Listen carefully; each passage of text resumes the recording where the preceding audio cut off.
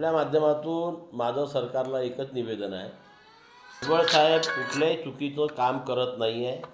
या राज्यातल्या 60% ओबीसींच्या संविधानिक अधिकाराचं रक्षण करण्याचं काम करत आहे.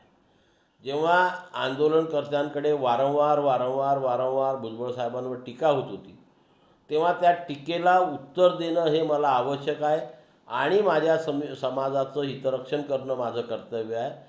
ही भूमिका त्यांना निभावायची होती, म्हणून त्यांनी सरकारला राजीनामा सादर केला असेल आणि तो राजीनामा सादर करून आपली भूमिका मांडायला सुरुवात केली. परंतु ही भूमिका मांडत असताना त्यांनी कधीही मराठा समाजाच्या आरक्षणाला विरोध केला नाही.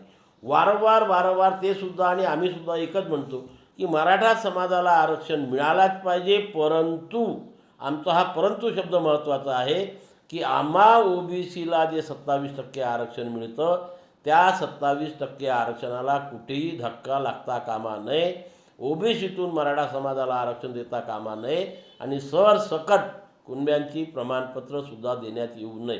ही भूमिका मांडून जर आम्ही आमच्या या 60% असलेल्या ओबीसी समाजाचं हितरक्षण करत असेल, संविधानिक अधिकाराचं रक्षण करत असेल, तर त्याच्यामध्ये वावगं काय? ते कधी मराठा समाजाच्या विरोधात बोलले नाही.